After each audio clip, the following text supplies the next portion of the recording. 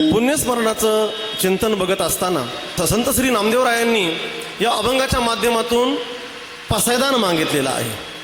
पसायदान मागत असताना आपण समाजामध्ये जर स्तर बघितले तर आपल्याला दोन प्रकारचे प्रवाह बघायला मिळतात. एक प्रवाहानं गाडी चालत नाही, गाडीचं चाक आहे, एका चाकावर गाडी चालणार नाही. नुसता अंधार असला तरी चालणार नाही, नुसता दिवस असला तरीही चालणार नाही. अर्धा दिवस अर्धा अंधार आहे म्हणून आपण जिवंत आहोत. ऊन आहे म्हणून पाऊस आहे, पावसाळा आहे म्हणून आपण आहे. आणि म्हणून नदी जी आहे, नदीला दोन थडे आहे, एक पूर्व थडी एक पश्चिम थडी, एक उत्तर थडी एक दक्षिण थडी. दोन थडीच्या माध्यमातून नदी वाहते. रात्र आणि दिवसाच्या माध्यमातून दिवसाचा दिनक्रम पूर्ण होतो.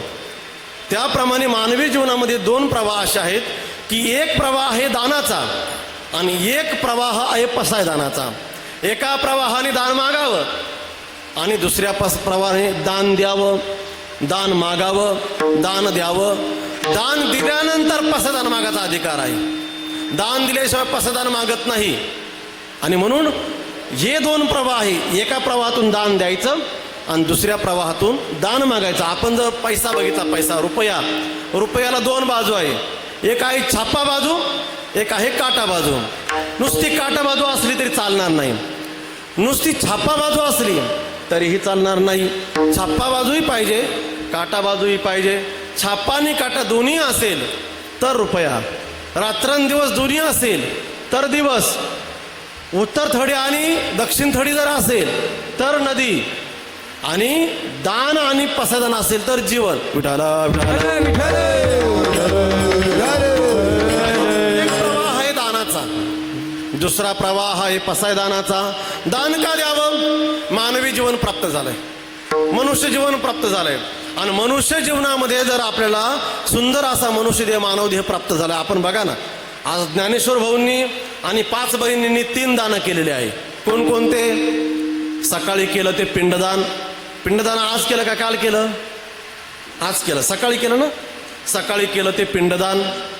आता चालू आहे ज्ञानदान आणि यानंतर आहे अन्नदान. सकाळी करून आलो आपण पिंडदान, आता आहे चालू ज्ञानदान. आणि ज्ञानदान संपन्न झालं 12:30 वाजता की सर्वांना भोजनाची व्यवस्था आहे, अन्नदान. म्हणजे 3 दानं आताही आहे. म्हणजे ज्ञानेश्वर भाऊ सारख्या सर्वसामान्य माणसांनी दान दिलं. याचा अर्थ असा आहे की दानाचा प्रवाह आपल्या जगामध्ये रूढ आहे. आणि म्हणून दानाचा प्रवाह रूढ असल्या कारणाने दान दिलंच पाहिजे. काय काय 4-4 मुलं, पत्रावळी तू घे, ब्राह्मण मी सांगतो, ते नावी तू बघ, अजून काय खर्च तो मी बघतो, याला दान म्हणत नाही. याला कसं तरी ढकलाढकली म्हणतात. आपल्याकडे तसं नाही, कारण आपल्या लोकांमध्ये संस्कार आहे. पण काही जण असे आहे की आपल्या आईवडिलांचे वाटे घालणारे असे आहेत आज काही जण, काही विषय नाही. आणि म्हणून दानाचा प्रवाह रूढ आहे. दान केलं पाहिजे. का दान करायचं? त्याला महत्वाचे 2 कारणं आहेत. त्याला महत्वाचे 2 कारणं अशी आहेत की दान देत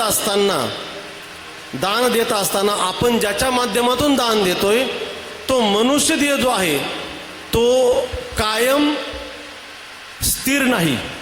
काय? मनुष्यदेह जो आहे ना तो कायमचा स्थिर नाही. मग त्यामध्ये परिवर्तन आहे. परिवर्तन मनुष्यदेहामध्ये परिवर्तन आहे. मनुष्य हा बदलणार आहे, काळानुसार बदलणार आहे. तुकोबाराय वर्णन करतात, देह जाईल जाईल यासी काळोबा खाईल. देह जाणार आणि यासी काळोबा खाणार. देह कसा परिवर्तनशील आहे? काय झालं, बेलगावचे 2 जण घोटीला गेले.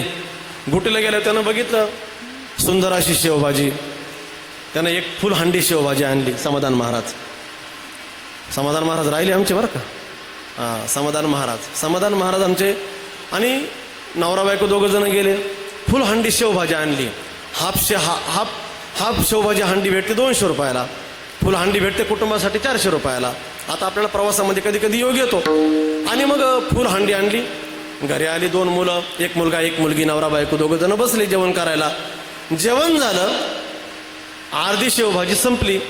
भाजी सुंदर होती, टेस्ट होती, गोड होती आणि स्वाद चांगला होता. त्यानं विचार केला, म्हटलं ऐक ग, म्हटलं काय आपण काय करू, ही शेवभाजी सकाळी पुन्हा गरम करून खाऊ, फ्रीजमध्ये ठेवून दे म्हणजे खराब होणार नाही. त्याने उरलेली अर्धी शेवभाजी उचलली आणि फ्रीजमध्ये ठेवली. शेवभाजी फ्रीजमध्ये ठेवली. जेवण झालं, हात धुताना तिने भांडे उचलले किचनमध्ये ठेवले आणि वडिलांचा फोन आला. म्हटलं ऐक दीदी, म्हटलं काय, ते आपल्या वाड्यामधील अमुक गेलं आहे, तात्काळ जावाई तुम्ही मुलांना घेऊन इकडे निघून या, परत मुलांना तिथं थांबवणार कुणी राहणार नाही, तर दोघा मुलांना घेऊन तुम्ही माहेरी निघून येतो. मग ती म्हटलं ऐकलं का हो? म्हटलं काय, त्या वाड्यामधील आमचे अमुक गेले म्हटलं, तर पप्पांनी आपल्याला तात्काळ बोलवलं. म्हटलं असं, लगेच निघूया, पटकन भांडे आवरून घे. तिनं पटकन भांडे आवरून घेतले, शेवभाजी फ्रीजमध्ये ठेवून घेतली, सर्व आवरलं, सर्व स्विच वगैरे बंद केले, गॅसचा नॉब वगैरे बंद केला, बाहेर निघाले, गाडी कुलूप लावलं दरवाजाचं, टू व्हीलरला सेल मारला.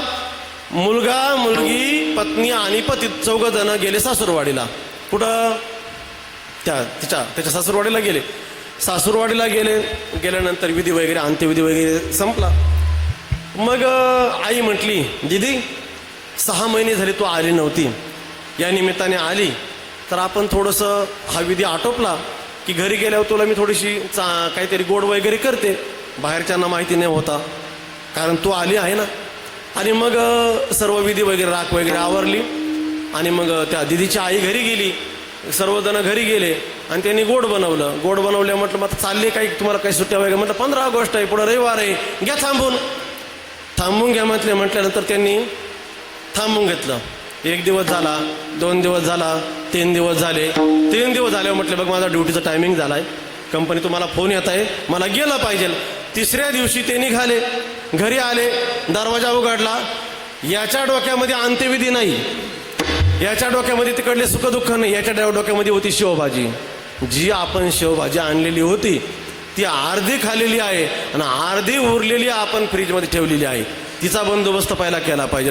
गेल्या उघडलं, साप नाही, सफाई नाही, जाड नाही, जोड नाही, पहिली शेवभाजी चेक केली. फ्रीज उघडलं, शेवभाजी बघितली. शेवभाजी बघितल्यावर त्याला असं लक्षात आलं, ज्या दिवशी आपण शेवभाजी आणली होती त्या दिवशी शेवभाजी स्वादिष्ट होती, त्या दिवशी शेवभाजी गोड होती, त्या दिवशी शेवभाजीचा वास येत होता. पण आज जर शेवभाजी बघितली, शेवभाजीचा दुर्गंध येत होता आणि शेवभाजीमध्ये काही घटक उड्या मारित होते. का? छोटे छोटे जंतू पडले आणि ते जंतू शेवभाजीमध्ये उड्या मारायला लागले.